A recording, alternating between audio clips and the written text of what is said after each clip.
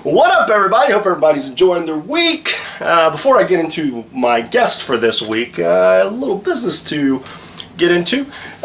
September 13th, Reality Wrestling's next television taping. It's going to be our breast awareness episodes, I believe. If you go to mine, you'll see my cover photos changed. And if you go to realitywrestling.com, you get more information about how you can support the breast cancer awareness month, as well as what we're doing at Reality Wrestling. It's a really great cause. Book and Charmel are really supportive of that cause. So, again, go to realitywrestling.com for more details. Coming down the pike, I will have Jasper Davis, the Hammer Jasper Davis, or Jasper the Hammer Davis, or the name that entertains Jasper Davis. I'll have him on my show coming up next week. I'm also trying to lock down a time with the Lockhart, so we just our schedules aren't really jiving, but hopefully soon. Actually, they wanted to do it the night I was going to film the Jasper Davis conversation, so we had to reschedule. Also, I plan on getting Bob Murphy, the owner and promoter of Texas All-Star Wrestling. We had a pretty good conversation when I went and saw their last show, and there's so much to talk about with him. I'm very much looking forward to that. So we're gonna have that conversation hopefully soon, and I'm reaching out to others on the so there's hopefully a lot of guests on the horizon. But now to discuss my guest for this week. Brad Gilmore used to be the ring announcer for Reality Wrestling. He's also now one of the voices of Reality Wrestling with the commentating team of him and Matt Topolsky, as well as he is the director of technology for Reality Wrestling. So we get into that, but the guy's also, he's the rapper, or one of the rappers with his group 2011. He also has the Brad Gilmore Show, and he's got a whole variety of podcasts, and mainly he talks to hip-hop artists, but he also discusses wrestling. He's done some interviews. He's done a wide variety of shows, and he's trying to put them all together in one place so everyone can... So we get into that. We get into his love for wrestling, and it's a really fun conversation. We got to talk podcasting, got at the differences. We also talked about the current product, just our views on it. Just like I said, really fun conversation, and I will give you guys more details about upcoming guests in future episodes. Like I said, really fun conversation. I had loads of fun talking to him, and I appreciate everyone who's shown their support. Again, if you go to my channel on YouTube, or you click on the link that's on Facebook, it'll probably give you a playlist of sorts, so you could probably look at the other ones that are, if you haven't seen those, like Brian Keith and Javier Vega, which was the last episode, and Jason the Stash Olsen, the senior ref of Reality Wrestling, just to name a couple. But very much looking forward to what the future brings as far as guests and whatnot. Have loads of fun doing these, and I hope you have loads of fun listening to them. Again, appreciate all your support. So for right now, just sit back, relax, and enjoy my sit-down conversation with Brad Gilmore. Until the next time, later. Brad Gilmore. Yes, sir. How's it going, sir? Going great. I woke up again this morning. That's always a great thing. And you made it here safely. Made it safe. In the wonderful, unpredictable Houston. The Houston weather, if you don't, my dad always told me, if you don't like Houston weather, wait 15 minutes. Yeah. It'll change again. So I've always lived by that motto. So you are the director of technology. Oh, yes. At Reality Wrestling. Wait, hold on. I actually have the business cards on deck. Director of technology. What does that mean? / webmaster. Oh, okay, webmaster. So webmaster. Technology. Reality Wrestling.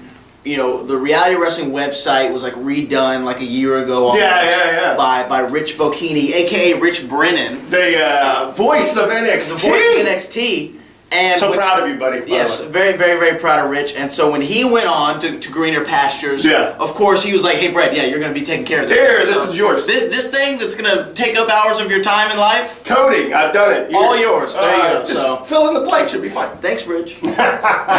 So you are. How long have you been the director of technology? Well, I guess officially.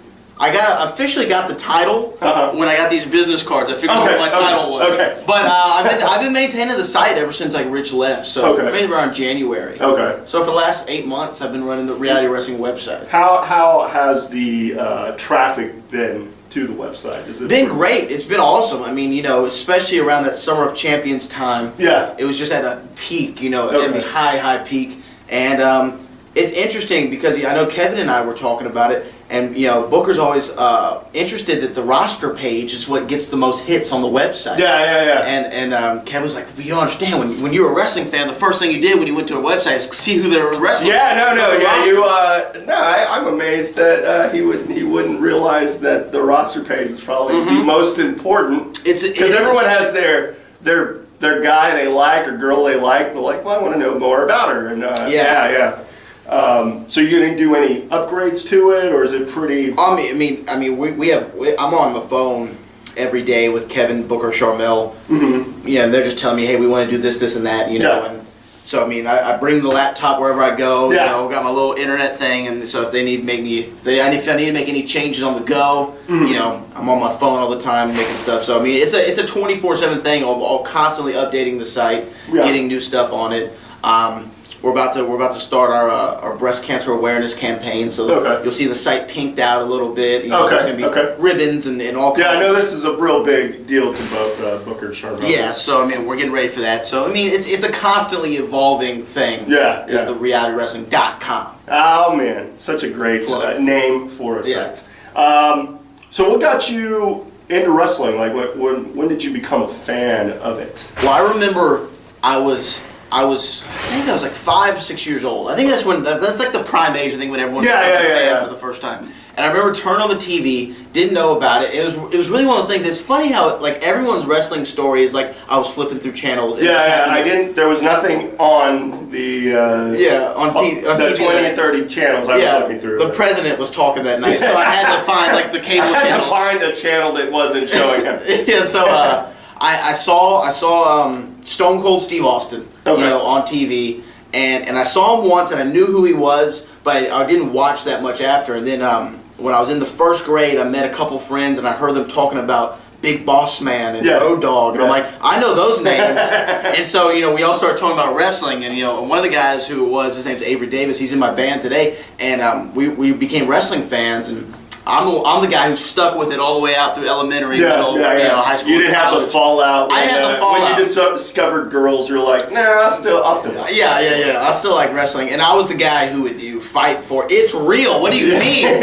What do you mean? No, I was like that too. A lot of things when I talk to guys about it, we never get into, well, when did you know it was a show? Like I always believed it. I believed the Undertaker was dead. Yeah, and he had mystical powers. I believe Sting was like the reincarnation of the Crow. All that stuff, you know what I mean? It took a while but once I got it, it didn't change my perception of it. I was still entertained. No, I was still like, oh, okay, well, this is even crazier than, like, this isn't real, and they're still doing it. I guess, like, for me, when I figured it out, there was like a show or whatever, or work or whatever you want to say, was like, you know, just thinking about like, man, you know, Undertaker's kidnapping Stephanie McMahon. And there's no repercussions for this. There are no cops. Why would Vince call the cops? Why would he just go to the house? So I was like, something's not right here, you know. And that's where I finally figured it out. Like, I know this might be a show, but it made me love it even more, because think about, like,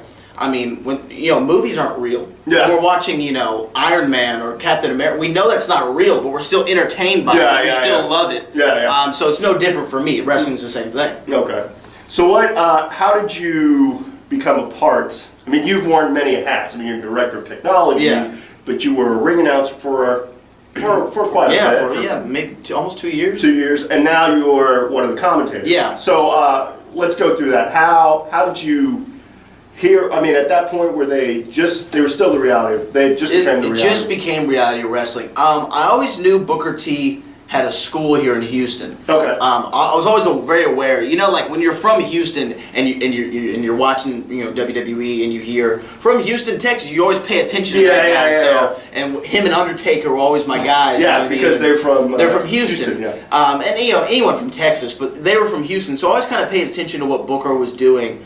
And I fell out of wrestling. I did actually drop out for maybe 2 years, like from 2010 to 2012. Okay. I wasn't watching a lot. Okay. I just got real busy with other things in school, so I didn't have time to dedicate all of my life to wrestling. Yeah, it which is what you have to do. oh my God, yeah. I watch, and we'll get into our watching habits a little bit later. Yeah. But yeah, it can take days of your life. Yeah. Just to watch it, and it, for me, it's become such a habit that it's hard to. It's hard to break it. Yeah. Luckily, there's DVR and stuff, because thank God for DVR. But so I fell out of it, and then for some reason I woke up it was like a Saturday or Sunday morning, and I happened I followed WWE on Twitter, and so I started looking at WWE's Twitter timeline. They posted something about Booker T, so I was like, oh, let me look at Booker T's timeline. So I literally click on his name on Twitter, and the first thing that pops up was a tweet saying, looking for new commentators, email Paul Cook, or whatever. So I was like, okay, well, hey, I've been doing online radio for 2 years at that point. I've been a long-time fan. I was like, how hard could it be? Not knowing how hard a wrestling commentator is. So I threw my name in the hat. 2-3 weeks go by. Didn't hear anything. Wasn't even thinking about it. Yeah. And I'm with my band, and we're going to do an interview around the University of Houston, and I get a call. It was from a California number, but it had the most southern person on the other line. Yeah. And it was Paul Cook, who used to work with Reality Wrestling. And he was like, hey, can you come in, on Thursday and do a tryout with Booker T? And I was like, yeah, of course. Let me think about it. Let me think. Yeah. My agent will get back to you. No, I heard Jerry Lawler tell a story one time, Andy Kaufman calls him. He's like, hey, would you like to do the David Letterman show? Mm-hmm. And Jerry Lawler was like, yeah. What do you mean? I would definitely love to do this. So it was the same reaction. I was like, yeah, okay, I can be there Thursday. Yeah. So I go there. It was me and one other guy trying out for the commentary position.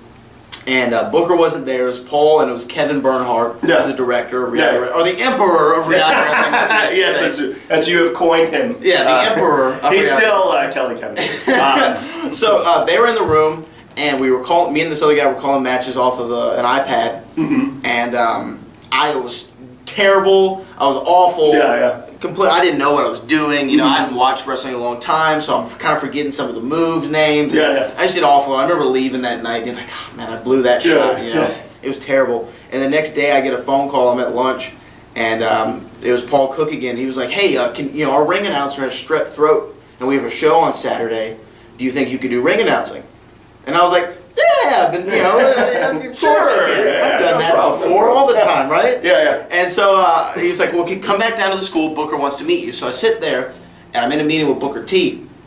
And I get to the school, to the gym, and I wait outside of his office for an hour and a half. Man. And knowing a little bit about the wrestling business, I was like, are they testing me? Is this a rib or something? I didn't know. Should I leave and come back later? And another thing that made it even worse was at the time I was suffering from my second bout with Bell's palsy, which is what Jim Ross had, where half the face isn't moving, it's frozen temporarily. So I'm sitting there, and so finally I get into the meeting with Booker, and I'm sitting there, and there's an air conditioner or a fan blowing right at the side of the face to where I can't move it. So when I try to blink, I would go like that, right? Yeah. So I'm sure in my head, I'm like, this guy probably thinks I'm insane. He probably thinks I'm on drugs or something. What is going on with this guy? Yeah. This kid is crazy. But surprisingly enough, he was like, yeah, can you be there Saturday? I was like, yeah, definitely. And I'll never forget walking into their first time. The first guy I met was Stash. Yeah. And I'm walking out to the ring. I kind of got the rundown of how to do it. Yeah. And I walk down the ring, and literally as I'm walking down the ring for the first time, I had that thought in my head of, what the hell am I doing? I was like, I have no idea what I'm doing right now. You didn't have it in your mind man, I got this. Yeah. No problem. You're like, oh no. Wow. No, because literally right up to the point where I'm walking up the stairs, I hadn't thought about it at all. So I'm walking up the stairs, and I was like, oh oh shit. I am here. I am here. I didn't know I got the job. How did I get here today? Exactly. Oh, man, yeah. And then so it's fine. Right when like I got the okay to start introducing, all I could think about was like, all right, sound like Michael Buffer, sound like Michael Buffer, sound like Michael Buffer. Yeah. And surprisingly enough, Booker and Charmel came up to me after the show. They're like, you were great. Can you come back for the next show? And Nice. then one thing led to another, and Yeah. I got along with Booker really well, got along with Kevin really well. Yeah. And then, it came time to where they're like, hey, you want to do commentary? Mm-hmm. And I remember it was one time we were doing that new show, High Octane. Yeah. And Booker was like, yeah, Brad, you're going to be the commentator. You Topolsky. And I was like, okay, still had never called a real match in my life. Yeah. But it's one of those things where Booker kind of gives you the sink or swim mentality, He just throws you out there. Try it. Let's see how you do. Yeah. And I went out there, and me and Matt did a pretty good job. I had a lot to learn, but at the time I was like, we did pretty good. And so then he was like, let's do it, let's do it every second Saturday every month. For TV taping. Yeah. So how is it for you? I mean, do you get a lot of input from the talent, or is it Booker mainly going, here's the script, this is what we want to get across? It's Booker and Kevin for the most part. Okay. Kind of sitting me and Topolsky down, before the shows, and saying, all right, look, this is where we want to go with this guy, this is where we want to go with that guy. Mm-hmm. Guys like the brothers Lockhart will always come up to me and be like, hey, could you throw this, and this in there? Yeah. They're really, really good about that, and I'm open to it all, because Matt is there, he has serious notes, and he prepares. Yeah. And I try to do the same, but at the same time, I kind of want it to not be, because the first time we called matches, we prepared the night before. We met up, wrote all these notes out, and I remember when I was doing it, I felt so scripted, and I felt like it wasn't like a genuine thing. Yeah, like you weren't enjoying the show. Yeah, I was like too worried about. Yeah. I was too worried about saying these quotes that I wrote down from wrestlers and stuff. So I was like, so I lightly prepare, listen to what Kevin has to tell me, if Justin has any notes, Booker, and if the talent wants to tell me anything, and then I just kind of let Matt call the play-by-play, and then I'll sneak in there with a couple things, and we'll go back and forth like that. So you get a lot of towards the end, before you became the commentator, you're getting a lot of grief from like the smart marks. Yes. Yeah, for the hair, or like the heel. I guess the heel group. I don't know if they even call themselves a heel group. I don't know. Some do, but yeah, some of them just always poking fun. And I'm like, he's the ring announcer. Yeah. What's going on? Why is this funny. guy some grief? It's funny because I would walk out there at the beginning of the show, and the whole place would be booing me, and I was like, "What did I do to You're deserve like, this?" why aren't you cheering me?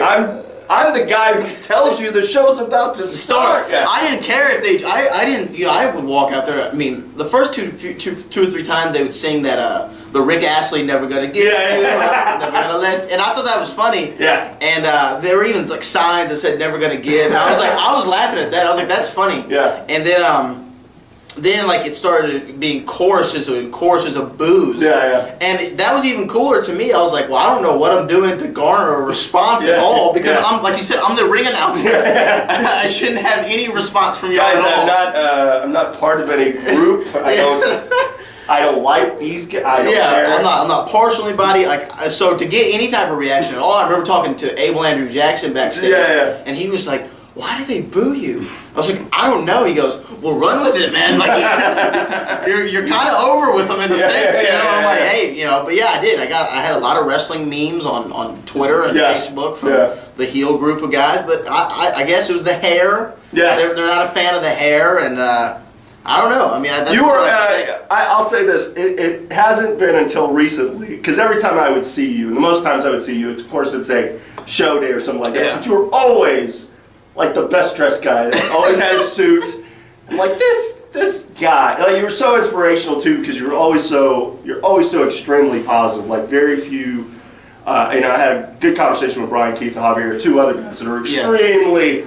Can I say those two guys are so awesome? Yeah, man. I love those two guys. Those guys, Evan Snow, the Lockharts. I mean, there's so much positive energy. I mean, which is refreshing. I find myself being one of the grumpier ones, and I always have to be like, no, but look, it's such a good place. These guys are all smiling. But man, I tell other people, like, this guy's just got it together, because you're always in the suit. You always looked good. Like, no one had to tell you anything like that. You were just ready to go, man. But so by the time this airs, you will have already celebrated the year with Debonair Lounge. Yeah. Now tell me how that, because I mean you're in a group. For those that don't know, I mean you're in 2011, right? Yeah. That's a group, and you've been. How long have you been with that group, or what? Well, we first started recording music in 2006. Okay. So 8 years ago, I guess is what it is. That I guess 8 years. Yeah. The guy I was talking about earlier, who like I heard him talking about the Road Dogg and Big Boss Man. Yeah. So obviously I clinged to that guy. Yeah. And we became best friends. His name's Avery Davis. Okay. And we became best friends, and started hanging out more and more. And he was always a drummer his whole life since he was like 7 years old. He was taking drum lessons. So we got to be about in the 8th, 9th grade, maybe the 8th grade, and he got like a MacBook for his birthday or something. Okay. And had GarageBand on there. Nice. And I happened to know how to use GarageBand from like some class I took. Yeah. So I was like, dude, we should make music. Like we should do this. You're a drummer. Yeah. I don't do anything musically, but I'll figure it out. Yeah. So we started making music together, and then added this guy, added that guy, added that guy, and next thing you know, we're like this weird kind of hip hop, pop, R&B fusion group going on, and it was strange, and so I love being a part of that. We're still making new music. We have a new EP coming out soon. Mm-hmm. It's called Second Son, and so I started playing a lot of shows with them. And I got out there in kind of the hip hop world here. Which a lot of people, when they see Brad Gilmore, the first thing they don't think is hip hop. They don't think hip hop. They don't think hip hop. I think maybe jazz crooner. Doing like Lil Harry Connick Jr. Maybe Rick Astley. Doing Rick Astley covers. I do his whole library. Yeah. So stand-up comic. I can see a stand-up comic. Yeah, but nice. not hip hop. So I'm getting into this hip hop scene, and it was funny because like in my band, it's 2 white guys, 2 black guys, and an Asian guy. Okay. Right? So when I would show up to a show for like a sound check, I remember walking up to Warehouse Live, which were right down the street from there, and walking in the venue, and they're like, I was like, yeah, I'm here with one of the performers, and they're like, oh, okay, you like a drummer or something? I was like, no. They're like, guitar player. It's like, no. I'm one of like the rap kind of guys, and they're like, all right, okay. Yeah, you're really? fully mullet. Are you sure? Yeah. You sure? You must be the comedian, and then you must be the opener. Yeah, exactly. Warm up the crowd. So we started playing all these shows, and it was funny. So I started kind of making these connections with these guys, and like hip hop Houston legends. Like I was running into Slim Thug, Chameleonaire, Paul Wall, Bun B, DJ DMD, and those guys, and ESG. And so I kind of got a good rapport with the hip hop community. So that led to the Debonair Lounge in the sense of I was at a guy named Kurt Cobain's, who's a platinum selling artist, #1 song in the country. I was at his mixtape release. He had a mixtape release, so I was at Wire Road Studios, and I got invited to come listen to it. Mm-hmm. So there's a bunch of us here at this party, and then this guy named Tay Mitch walks up to me, and he was like, hey, you're Brad Gilmore. And I'm like, yeah. And he was like, hey, I'm starting this thing called the Debonair Lounge. It needs a host. Can you host it for me? And it was almost like the ring announcing thing of, I've never done hosting before. Yeah. But why not? But yeah, of course. Don't ever say no to it. No, I can do it. So I ended up doing it. I remember walking in, and I'm thinking, okay, it's a little lounge on a Monday night. Yeah. Right. It's not. It was like the beginning. It was like this time, around this time last year. I'm like, there's no way this is gonna be good or anything, but I'll do it. He was gonna pay me. I'm like, I'm just gonna do it. I'll get the payday. I'll leave. I'll never talk to this guy ever again. He'll see it was a failure. Maybe we'll meet back in a couple of months. Exactly. Gets us on a Friday or Saturday. Yeah. Give me a Friday or Saturday, brother. Come on. So anyway, I gotta watch Raw. What are you doing? Exactly. No, you'll be surprised how like big of a deal that was for a second. So I walk in Monday night, and to my surprise, it's packed to the gills. Oh, nice. On Monday. So this guy, worked his ass off for promoting this event. Yeah. And I walk in, and it's a packed crowd. And instantly, I go up there, I just start talking, and almost like an improv thing, like literally improvisational. I said, I'll be your host for the evening. I'm Brad Gilmore. I'm the dress shoe wearing, Ric Flairin', good hair having, entertainment world champion. Right? Nice. And it was literally on the fly because on the way over there, I was thinking of Ric Flair, and he was the limousine Ryan Jet flying Castillo. We all know that. And for some reason, that just kind of came out, and I was kind of thinking about it that day, and it stuck. And then every Monday thereafter, it just got bigger and bigger, and the crowds got bigger, and more people started coming through. And it got to a point to where it was just like, wow, Debonair Lounge is the place to be. Booker came through a few times and then helped us out with promotions. I know all the smart marks probably hate me again for all the commercials we run on reality wrestling television. I mean, it's that part of that commercial block of the Lewis guy, which, I never want to criticize a sponsor, but I think we've watched the show, and that commercial in particular, because, like, he's talking about his fiancée, but then he's like, she's simple. And my girlfriend's like, don't ever refer to me as simple. Don't ever. I don't care. You can refer to me as anything else. Don't ever call me simple. Like, and I see, if I'm watching it with a group of girls, they always call that out. They always stop. Like, whoa, what did he say? I'm like, he said simple, beautiful yet simple.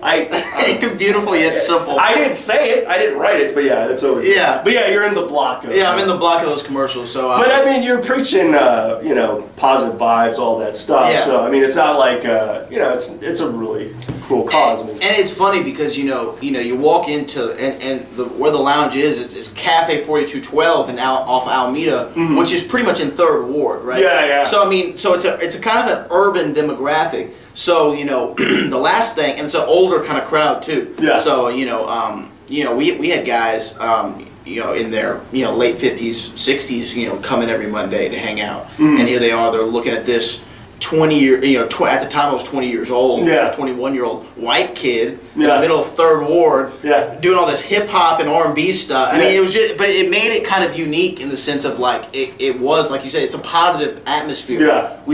I think we only had one altercation ever in the history of the lounge. Some guy came in, he was stumbling drunk. There's always that one guy. Oh, it's that one guy I got to ruin it for the rest. Who's got to ruin it for the rest? Yeah. But I mean, it's always been a real positive atmosphere. We've always looked out for like talent. My band's performed there several times, and we looked out for people a lot of people's first performance ever has been at Debonair Lounge. Oh, wow. And we'll put them on the bill with names that are known around the city, like Mary Mecca or Nick Greer, and it's almost like when you're wrestling, if you're a rookie in wrestling, you want to work with a veteran guy, because when you work with him, that's how you get better. You learn things from him, and it's almost the same thing that we do here. We want to put rookie talent, people who've never performed before, with seasoned guys who perform thousands of times, in their life, so they can pick up things and learn from there. So it's been awesome. Another thing you do so much. I do podcasting. You celebrated your 3-year anniversary with that not too long ago. Yeah, a few weeks ago. I am a man of many hats. Unfortunately, I can't wear any of them because it mess up my hair. No. But I do have many hats. No, yeah. So the podcast, man, is awesome. Yeah, we just did 3 years of the Brad Gilmore Show, which started 3 years ago.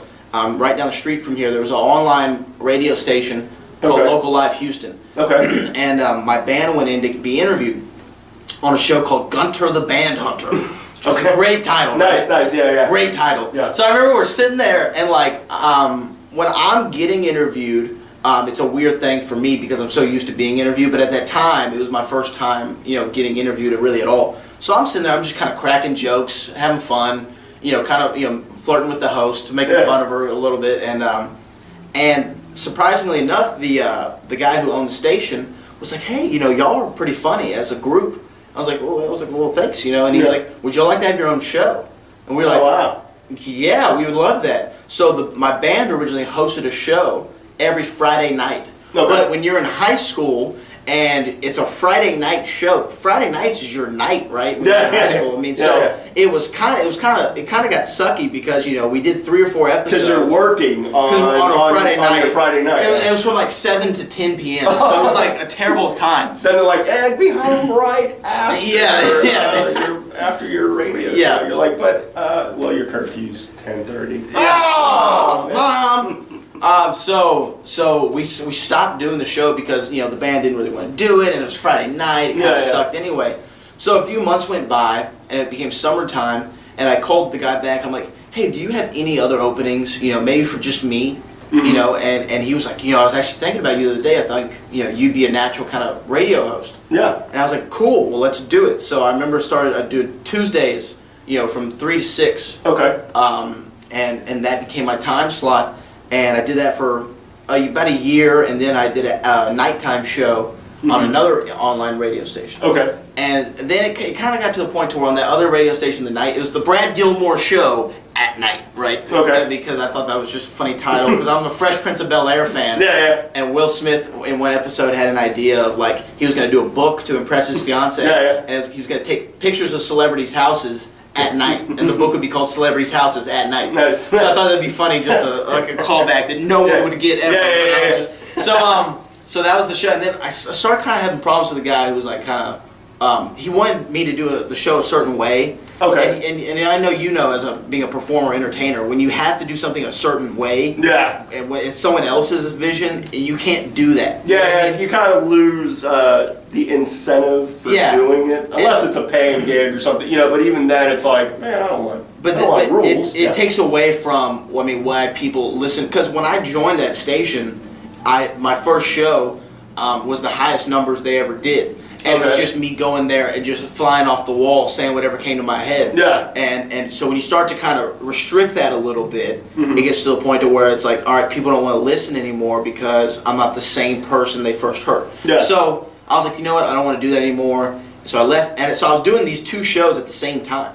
So I was doing 2 nights a week with 2 different stations. Yeah. And I was like, you know what, I'm just going to leave. I don't want to do this anymore. It's a lot of times people can't even listen because it's live, and they can't listen to the archive. So I started looking into podcasting, and I always knew what a podcast was, but I'd never listened to them. And so before I started mine, I was like, you know what, let me listen to some podcasts. So I started listening to a few, Colt Cabanas was one of the first ones. Yeah, that's one of the first ones I listened to. Adam Carolla Show. Okay. Because I heard he was like the most downloaded podcast of all time. So I was like, let me check him out. He must be doing something he's got to be doing something, So I started listening to those, and I'm like, oh my God, this is an amazing medium. Yeah. Because it's long-form conversation, no boundaries, no rules. Yeah. However long or short you want it to be. And the biggest thing about podcasting is you get to listen whenever you want to. Yeah, at any time you want to. Yeah, true. You can listen for 20 minutes and then stop it, and then 2 weeks later listen to the next 20 minutes. Yeah, you know what I mean? It's whatever you want to do. And I was like, wow, that's a lot better way to get my product out to the masses, because then they can listen to it whenever they want. Yeah. So I went from the Brad Gilmore Show live to the Brad Gilmore Show at night. And I was like, well, this only makes sense to call it the Brad Gilmore Show on demand, right? Yeah. And so that's when I started doing the podcast, which has been like a year and a half now doing podcasting. And when you get into it, then that's when I only was listening to 2 other shows, and then now I have like 40 podcasts I subscribe to. Yeah. Because you just start listening, and then, right after I started mine, Stone Cold started his. Yeah. And then there became the whole wave of all the wrestling guys. Yeah, I think like Jericho was right after that, Austin, and then Jim Ross. Yeah. Piper, Goldberg. I haven't heard Piper's. I haven't heard Goldberg's. I do listen to Jim Ross's and Stone Cold's. Depending on the guest. Jericho's the same way, depending on the guest. I listen to Nerdist. I listen to a lot of Nerdist. I have Nerdist. Especially, the original Nerdist with Hardwick and Jonah and Matt, I think. And he's created kind of a network of podcasts. He has, Because I know like Wrestling Compadres. Which book is real. Integral part of. And there's one I really like called James Bonding, which they break down James Bond films. Oh wow! It's Matt Myra and another guy named Matt on the Nerdist Network. But Wrestling Compadres is an awesome show. And Booker's on it every week. And they're part of the Nerdist Network. And I just had Johnny LaQuasto, who's one of the hosts on my show. Okay. Chuck Rice, who we both know, is on the show. I actually got to do their special edition when they came down for Summer of Champions. I got to co-host it with them. So you just start listening to all these podcasts, and you're like, man, this is such an awesome thing. And so, I wanted to do more than just my every Monday show, which was kind of focused on musicians in the city. Yeah, because I've listened to some of yours, and it was mainly like the hip hop world. And you'd have a guest or 2. And then you start to branch out, like you have the announce table. And then the wrestling stuff. I'm always really interested in and I'd listen to some of the other guys in town that focused on it. Like Pro Wrestling Torch. I listen to that somewhat. I don't listen to it all the time. And then Houston Wrestling Radio and Wrestling News Source. I think Wrestling News Source was one of the first ones that I caught. And they've got their format same thing with Houston Wrestling Radio. But so what made you wanted to branch out just from music to? Because here's the thing. So music was the focus of my life since 2006. I mean, it's the thing I did every day. Record every day. Do this, play shows. And then, when you start hosting, and then when I got into wrestling, I'm like, oh man, I want to learn everything there is to know about wrestling, again. Because I knew all, the facts. I was like the ultimate mark, I knew all the facts and who beat who for the title at what pay-per-view. And it was 21 minutes and 9 seconds long in the main event. And I was that guy. But then I was like, I want to, learn about the business side of it. And, and that's where, I'd ask Booker all kinds of questions. And then, the announce table started with a friend of mine, Kyle Hubbard, who was a rapper here in Houston. And then one time, Stash was telling me about DDP yoga. He kept telling me about DDP yoga. Yeah. So, and he told me he lost all this weight doing DDP yoga. DDP yoga. He preached it all the time. So I sent an email to DDP's PR, and I was like, hey, my friend Stash tells me about DDP yoga, how he's lost all this weight. Yeah. I'd love to talk to Dallas on my podcast. Okay. And not thinking I'd ever get here back. Yeah. And surprisingly enough, boom, I get an email back. Hey Diamond, Dallas Page would love to do your show. Yeah. And then so I interviewed him for the first time, and apparently he loved the interview so much, he asked to come back monthly. So once a month he wanted to be on my podcast. Wow, okay. So I have 8-9 interviews with Diamond Dallas Page on the Brad Gilmore Show, and then that's when I saw people start really responding to wrestling interviews. Yeah. So I had Booker on the show, and then then I started talking about wrestling events like Montreal Screwjob, The Undertaker Streak, or this and that. And it made me want to branch out, and around the 3-year anniversary point of the show, I was on the site I do my podcast. It was called Podbean. Yeah. So Podbean, I paid like $30 a month to host the podcast, right? And then I saw their list. They had this limited release of you could get unlimited storage, unlimited everything for $10 a month. And I was like, signing up for it, and I was like, you know what? WWE has their network. It's time for me to have my network. Nice. And so that's when I started doing all kinds of content and putting it up on the Brad Gilmore Show on Demand, to where instead of one episode a week focusing on just hip hop, on Mondays, you get. Last week we had 5 episodes, Monday through Friday. Mm-hmm. Hip hop. A wrestling guy with a podcast who I think is one of the greatest wrestling shows out there. His name's Solid Monster Sounds Off. Yeah, I do like his, actually. His is one of the few that, because I fall off on some. Yeah. Because again, a lot of times I notice with those that want to report on it, it's a lot of negative. They're never satisfied. And it's not just with wrestling. It's, I listen to entertainment or fanboy podcast, the same thing. Nothing in the movie's right. It's like, man, I thought the movie was great. What's your problem? Before we get into that, did you like Iron Man 3? I was fine with it. I liked Iron Man 3. Yeah. I know everyone freaked out about the Mandarin. But I wasn't as big of a fan of the Mandarin as everyone else. I always look at it like this. If Marvel or DC were to go, hey Steve, here's our property, you do with it what you want. Yeah, obviously you're going to have to follow certain rules. Superman's cape has got to be red, but outside of that, please do what you want to do.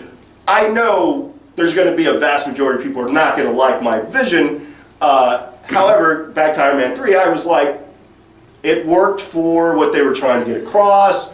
I thought Ben Kingsley was awesome in both the turn, and I was okay with it.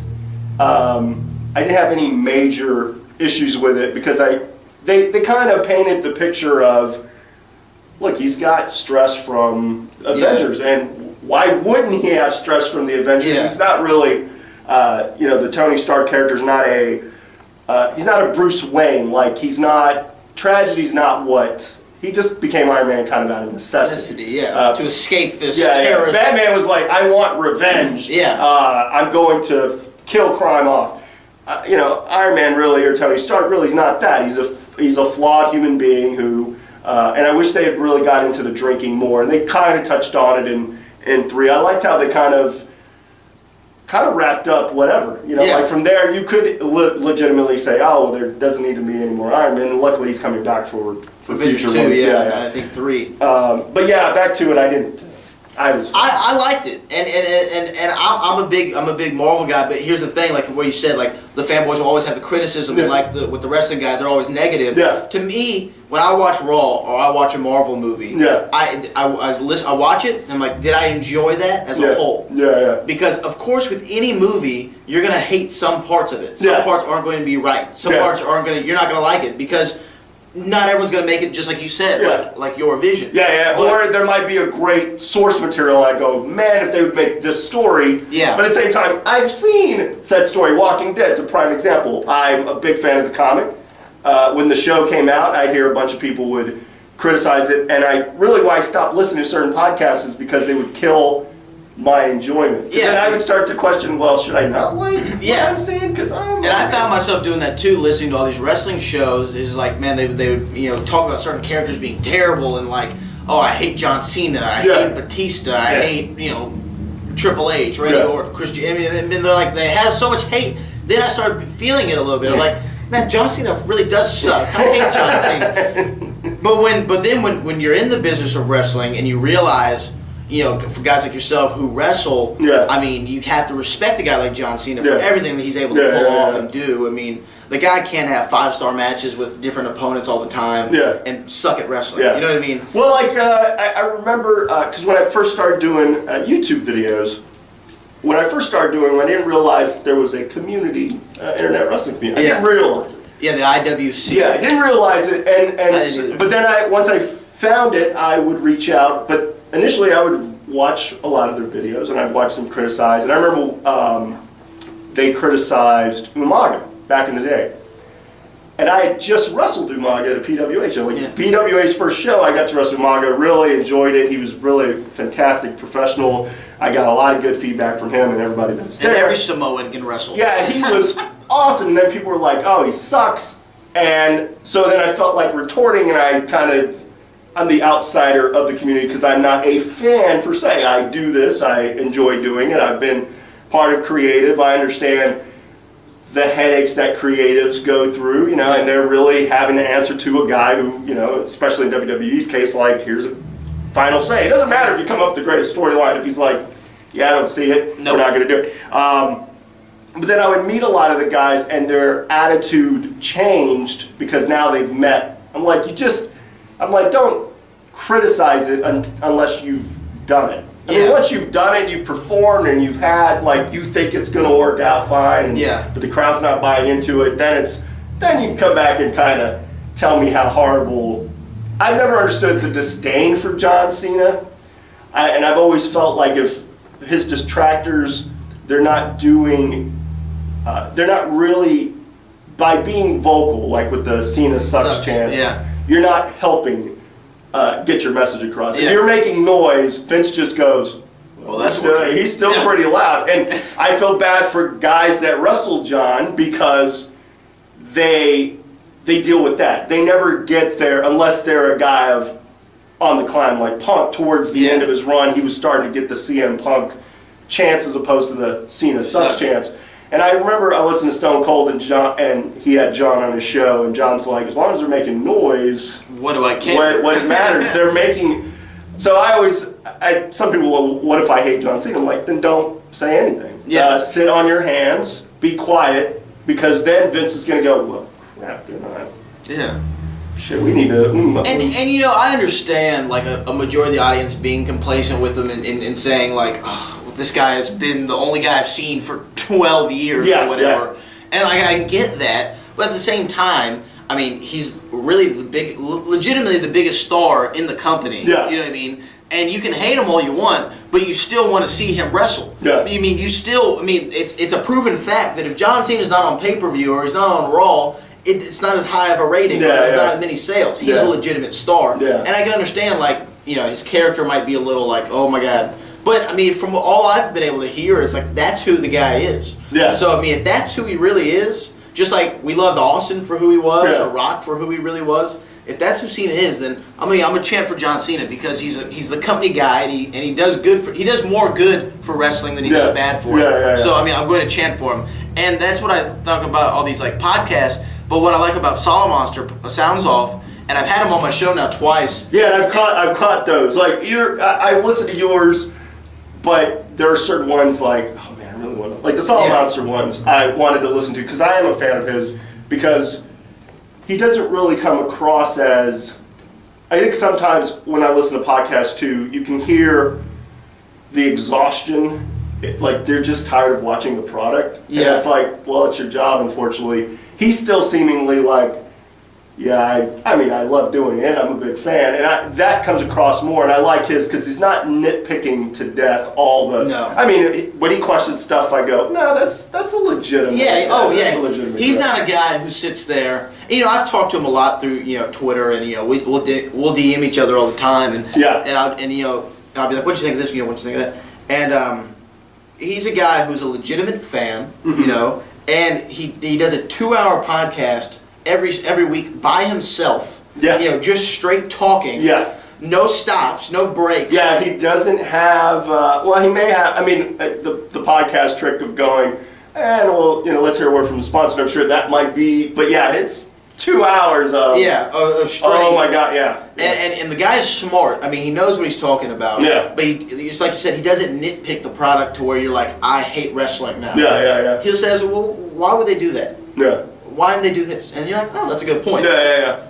I like shows like that. And for me, you'll never really hear me when I do talk about wrestling on the show. I don't like to just negative it all the way. I might be like, oh, I didn't like that. Yeah. And I'm never going to be a guy, whether it's in WWE, TNA, reality wrestling, or anything else. Whenever I see it, I'm never going to say that was a bad match because I'm not a wrestler. Yeah. I don't know what goes into doing a wrestling match. Yeah. I can say that wasn't my favorite match. I wasn't that entertained. Yeah. But I don't know if it's a good or bad match. You know what I mean? I mean, I just know watching as a fan or watching from ringside, did that hold my attention all the way through, and was I entertained by it? Because that's what it's all about, right? It's entertainment. It's supposed to draw the crowd in. Yeah. Now, if it doesn't draw me in, I'll be like, well, that wasn't my favorite match. Yeah. So, but I'm never going to be a guy that just is negative, because, like you said, that doesn't do anything for anybody. Yeah. When you put all that negative energy, it's just going to turn people off. And soon enough, they'll just stop listening to you. Yeah. Because, I don't want to hear y'all just babble. No, and it gets to a point where I have friends that do podcasts, and I go, man, I can't listen to this. Yeah. Because it is so. I understand being passionate about it. I'm really extremely passionate about it. But I'm much like you. When I watch Raw, I don't watch it as an analyst. I don't watch it as I don't critique it. I've tried to do that on my YouTube channel here and there, like predicting real bad predictions, because it's whatever story you're trying to tell. Yeah. I might think this guy should go over, but they know what they're doing. But I still really just try to enjoy it. Like I hate having to fast forward through it, and I try not to. So needless to say, there's plenty of late Monday nights. That's the one where I have to watch it before Tuesday morning. Yeah. I have to watch it. I have to feel like I'm up to speed with it. Now SmackDown and Impact I watch somewhat. I take that back. It's on my DVR schedule, so I watch it as religiously. SmackDown has become it's a repeat or the first time. Like before we put it on live TV, let's see how it looks. Yeah. So a lot of the rematches happen on Raw, and then TNA's TNA. I still watch it, but I don't feel the necessity to have to watch it. I can let days pass, and then because it's not as ingrained in me to watch it. I heard one of yours. So you had just recently released like the WrestleMania 30. Yeah. I think it was like the pre and post prediction. Because I had like another podcast channel where I would do stuff like that. Mm-hmm. But when I found this unlimited storage thing, I'm like, you know what? I'm just gonna cancel those. Yeah. Cancel the announce table. Cancel this other thing. We'll put them together. Okay. So I've been releasing old material, like stuff that I did a few months ago on this new channel for like everyone now to hear it again. So like you have all the old episodes of like the announce table and the WrestleMania stuff. So speaking of WrestleMania. The Undertaker Brock Lesnar match. The match that I think if it had gone the other way, I've told people on my show numerous times that had I ever gotten the privilege of wrestling The Undertaker at a WrestleMania, I would lose. I know flat out, like, my ego's not even big enough to be like, I'm climbing that mountain. And I wouldn't want to be that guy. No. I never saw the streak ending. Talk about backlash. I thought the backlash when Batista won the Royal Rumble was one thing, and I felt bad for Batista. I listened to an interview recently, and like the guy's not a bad guy. Like he came back because he wanted to come back. He wasn't like trying to hype a movie. Not that movie needed any hype. Phenomenal movie in its own way. How awesome was that movie? Yeah, that movie was amazing. I'll agree with Robert Downey. It's probably the best Marvel movie ever. He said that. Yeah. He Oh, wow. said, "I'm a fan of that," and coming from me. That's a pretty, you know. I would say Iron Man or no, the Guardians. But yeah, I felt bad for him. But then go back to the Brock thing. I didn't think Brock was going to win. You know, I was like everyone else. I think last year I had more of a belief CM Punk would have pulled it out. Yeah. I thought, oh wow, well, talk about the heel of heels, and if anybody who could deal with the mythical weight of that, because I think that was the thing too. Like, who do you put that on? You know, like who wants to walk around the locker room being that guy? Oh, you beat the streak. What the? Yeah. Because I mean, imagine how much heat you get with the fans, but also with the boys backstage. Because you know, Undertaker, we all know, is the most respected man in wrestling ever. Yeah. So it's like you're automatically, everyone's gonna hate you in front and behind. And everyone's like, oh well, John Cena will be the guy, and I'm like, you don't want to give Superman even more. Y'all hate him even worse. And if Cena went up against Taker would be doomsday to John Cena's Superman. So. What was going through your mind when Brock wins? Oh man! So I mean, I went to the tapings, the SmackDown tapings, like it was like 2 weeks before WrestleMania here in Houston. Mm-hmm. And I remember going, and Undertaker was there, and he was staring down Paul Heyman and talking about, I'm gonna defeat Brock Lesnar, doing the. It was such a great story of Brock has no chance against. Exactly, and when you think about, because I'm the guy, they're never going to beat the streak. Mm-hmm. But I was like, if they do break the streak, it's not going to be to Lesnar. Yeah. What does it do for Lesnar, And I remember even talking about one of those podcasts, I think Topolsky was like, maybe Bray Wyatt down the road, maybe Roman Reigns down the road, or someone who it could push up to a higher stratosphere. So I'm watching WrestleMania 30. I thought it was an awesome show. Bryan. I was all into the Daniel Bryan stuff. Everyone was into Bryan, and we all know that Undertaker match is really always the main event of WrestleMania, no matter what. Yeah. So, I mean, but every year since WrestleMania 20, which is when the first WrestleMania I started watching every year on pay-per-view, I always remember, always being nervous for the Undertaker match, because I'm like, I don't want the streak broken. And I remember watching 21 and thinking Randy Orton was going to break the streak. I was like, man, Randy Orton's going to be the guy. And I mean, it came close, too. And I mean, they had the false finish of, the reversing out of the tombstone. So I was scared during that. And I remember saying, at the time, I was like, man, if the streak's ever broken, I'm not going to watch wrestling anymore. I can't watch it. And I found out a lot of people thought that too. People were we're not watching anymore if the streak's broken. Even Jake the Snake Roberts said it on an interview. He's like, I'm not going to watch it anymore. So I'm watching the Lesnar Taker match, and to be honest with you, I wasn't that entertained by it at the time, because it was they were working kind of slow. I didn't know really what was happening. It looked like Undertaker was mortal for a second. Because you're expecting. Just a dominant dead something, man. Because he was the guy who got better with time. I mean, with those matches with Shawn, it was to the point to where it's like, wow, the Undertaker is not just a big wrestler. He's like a really good wrestler. Because he kept up with Shawn Michaels. So, and we came to find out he had the concussion. Seconds into the match. But so I'm watching it, and then Brock hits him with an F5, and Taker kicks out. And then he hits him with a second F5, and Taker kicks out. And the match keeps going. And then I remember him picking him up for that third F5, and I was like, okay, Taker's going to reverse this, tombstone, 1, 2, 3, we're out of here. And then he hits him with it, and I was like, that's strange. In my mind, for a split second, I was like, that's weird. Still not thinking the streak's over. He's going to kick out of the third one? I was like, man, that's a lot. That's a lot. Wow, Brock, they're just really killing your gimmick. Because Austin didn't kick out of the third rock bottom. So it was like, this is it. And so the referee counts 1, 2, 3, and I felt just like that whole, Superdome. Not the Silver Dome. I mean, it was. I literally was there, and I was like, whoa.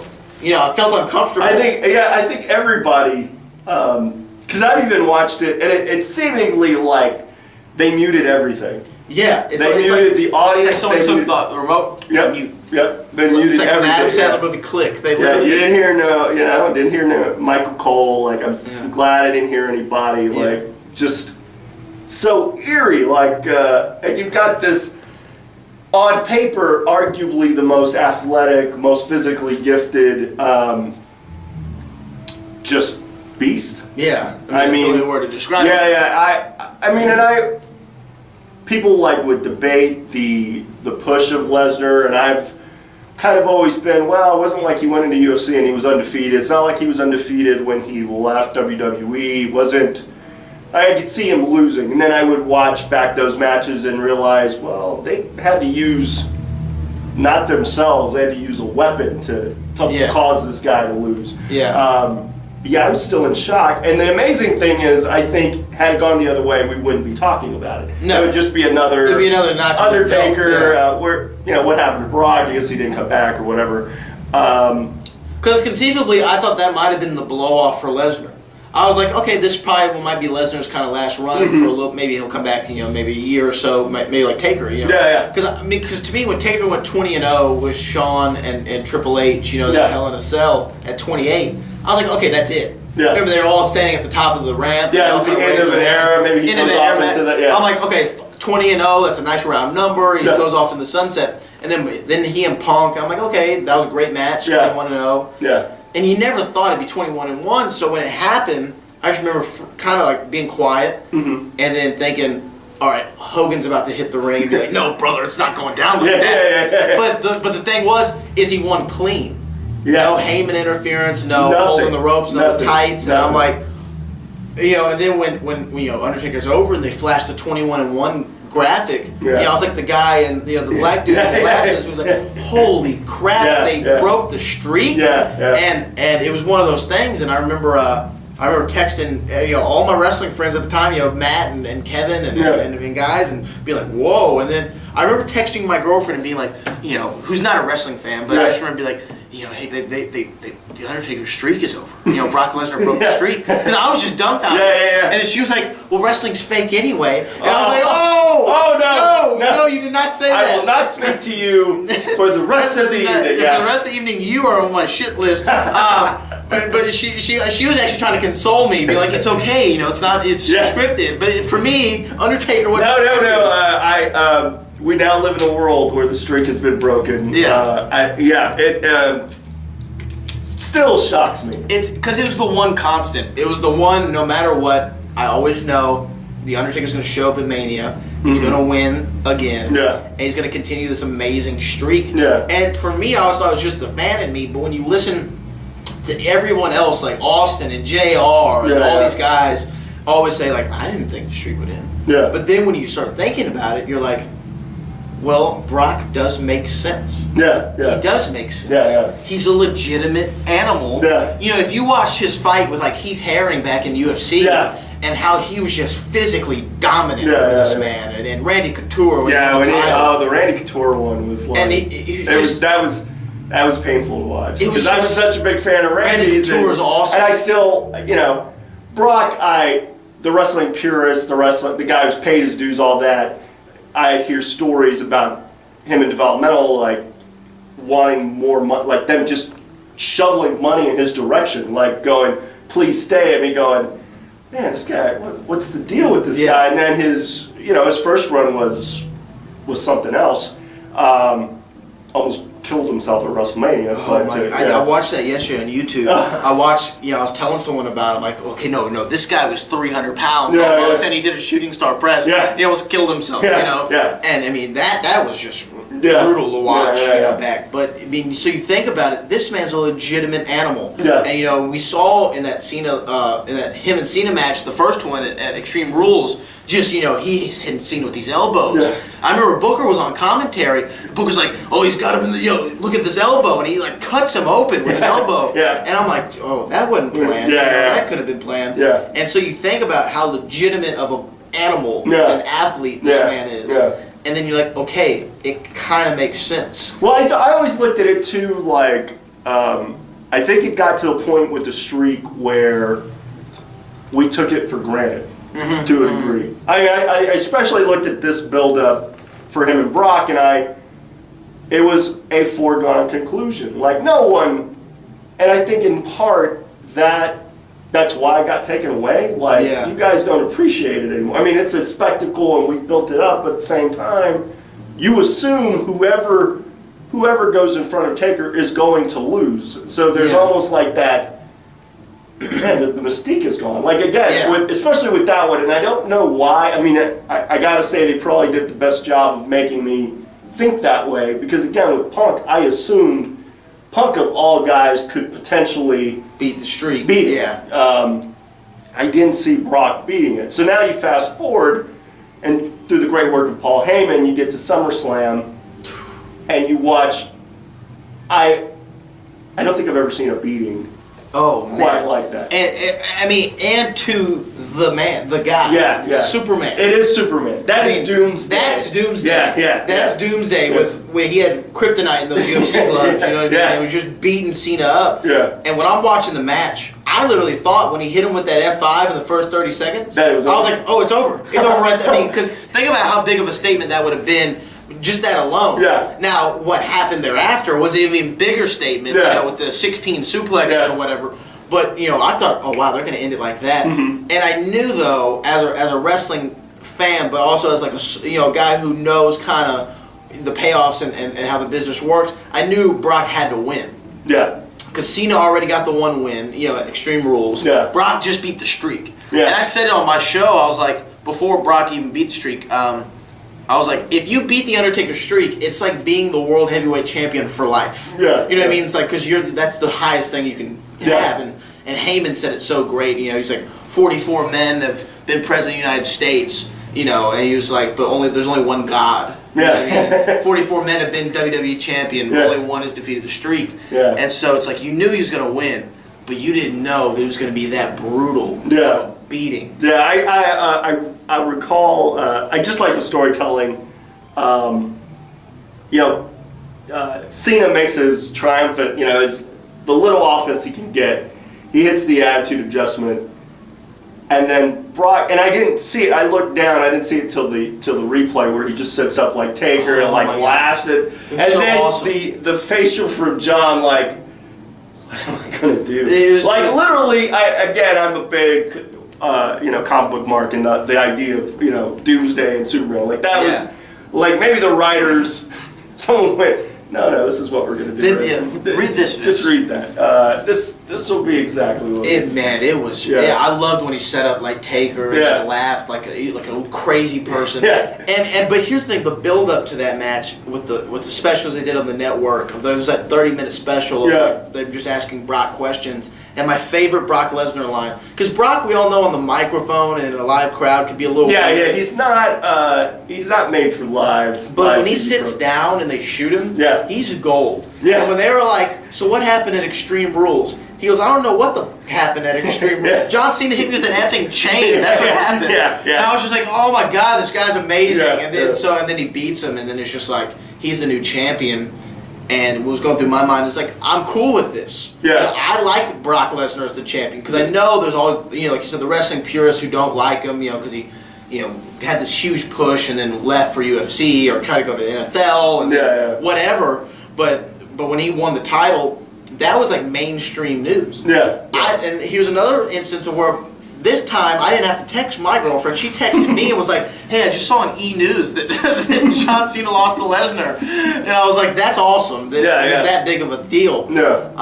And I liked it. And then Paul Heyman and him when he gets the new belt on Raw. Did you watch the, it's been on Raw, the video, and they had another sit down with Brock. And again, he's gold on these UFC style. It's a little bit, different from the UFC stuff, but it's still like, man, just the one where he's like, John, I don't know if your dad sat at the foot of your bed and told you one day you'll be a man. You can. I'm like, oh my, he's gonna kill me. He's like shed a tear. I was. It was awesome. Yeah. It was awesome. And then Heyman just being maybe the greatest promo ever.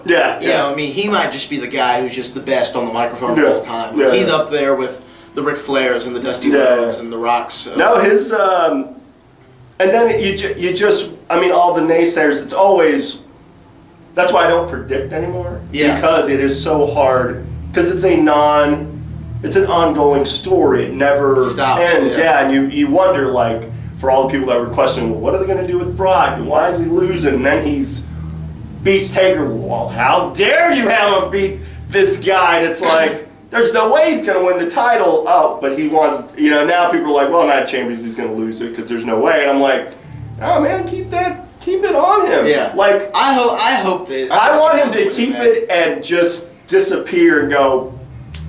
Yeah. Well, you find someone who's Once really you find somebody, I'll give you your title. That way, maybe people will start appreciating the title a little bit more. Well, now I do think they appreciate it more because it's like we got so used to, we both started watching wrestling to where it's like, Hogan didn't wrestle on TV every week. No. And if he did, he was wrestling some low, mid-card guy. Yeah. And, but we got accustomed to seeing John Cena versus Randy Orton on Raw, all the time. Well, I was thinking about that because you had mentioned that on your interview with Solid Monster. The guys of Randy's a 12-time champion. Cena's a 15-time. And much like you, I can't recall his wins. I can recall the first one. I always made the comparison that he won his first championship in Batista. They won. It was like the same style match almost, and same build up of sorts. Yeah. But outside of that, I can remember his losses, like Extreme Rules. I remember that loss against Van Dam. I remember the one at Money in the Bank. I don't remember the wins as much. Yeah. And it's so weird. Like you're like a 15-time. And you would think there's more title wins that stick out in your head. And they don't. They don't. Maybe the only reason that outside of it being his first big title win, against JBL was how he changed the belt, and the belt became the spinner belt. The spinner became the symbol of excellence, which I didn't have problems with because I'm like, well, at least they're letting him do whatever. Yeah. So what's in the future for you as far as the band? You're putting out an EP when? We wanted to come out this month in August, but it's one of those things to where like once you think something's done, you go and you record one more song. You're like, oh my god, that was so much better. Let's keep on this wave of things. Yeah. So we have a song out right now. It's called "Dance Floor to the Sun." Okay. You can get it on iTunes, SoundCloud, on Spotify, and so we'll probably maybe late this fall have it out the EP once we finish it, get all the final touches on it. Okay. But yeah, you can look forward to that soon. You can go to soundcloud.com/2011. That's the words, 2011. Let's see what else. Brad Gilmore Show. We have new content coming out all times. Are you going to be trying to put out content daily, or how's it going to? It's really just whenever I feel like it. But you can count that on every Monday is the Brad Gilmore Show, which is the episodic. Episode 68, 69, 70. Yeah. I have new announce tables recorded with Kyle Hubbard, which are coming out. We have one that's really cool. It's probably going to be out when this airs, about the invasion of 2001, where WCW and ECW the invasion and what it could have been. Exactly. I was so hopeful. Yeah. So hopeful. Well, for me at the time, I wasn't, and I don't want to give so much away of it. You can listen to it at bradgilmore.podbean.com or on iTunes or Stitcher. But I was the guy who I wasn't a big WCW or ECW guy. I was always the WWF guy. Yeah. So for me, it was cool still because I didn't know who any of these guys were. You know what I mean? So I was like, oh, this is awesome. I knew the other companies, so I was like, new wrestlers. But looking retrospectively on it, then I was like, oh man. Yeah. Because I will say this: I'm not a guy who likes to brag and boast about any of my ideas or creations. Yeah. But on that show, I came up with a booking idea that probably could have saved that whole storyline. I came up with it on the fly. So y'all listen to that because it was an awesome idea that I had, on the fly. So yeah, you can look forward to that. New stuff all the time on Brad Gilmore Show. But yeah, weekly episodic shows every Monday. New announce tables, new specials. Probably gonna have DDP back on the show. We're gonna talk more about stuff with yoga soon. And then, Debonair Lounge every Monday, Cafe 4212. Yeah. RealityOfWrestling.com, the director of technology. Oh my God. Boom. So much. When do you, are you going to do Reality Check again? I remember that being like a short, and I never got to see the full episodes, but you had quite the guest list already. The Reality Checks were shot maybe almost 2 years ago. Mm-hmm. we shot like 8 in one day. Okay. And then for some reason it was just at the time, it was Kevin is such a talented guy. Yeah. But it was at the time where he was trying to run everything. Yeah. He was a one-man show. He was a one-man band man. So he was running everything. So it got to a point where I was just like, Kev, we can wait on these things, dude. Just relax. Yeah. And then I pitched him an idea probably about 6 months ago about what if we just make it into a podcast. And then so we did that. But so the podcast is actually me and Booker. And then I interview someone from Reality Wrestling. Okay. And that's on iTunes, but Booker now is such a busy man. Yeah. Not only is he with WWE, not only does he do Reality Wrestling, he's doing all these indie dates now. Yeah. So he's home maybe once, twice a week, know. And that's time for his kids. So once his schedule kind of winds down a little bit, and I can get him in a room, we'll put out more episodes of that reality check. But you never know what's going to come out of Reality Wrestling. I know Summer of Champions was such an awesome show. Yeah. And we have Christmas Chaos coming in December. Yeah. And then more live events all the time at Clear Lake. So I'm just looking forward to wherever any of this stuff takes me. Yeah. I'm so fortunate to have all these opportunities in life, especially in wrestling, which has been like the first love. Yeah. And in hip hop. So I mean. It's just a cool thing. It's a cool time. Thanks for your time. Thank you, Mr. DeMarco. Oh,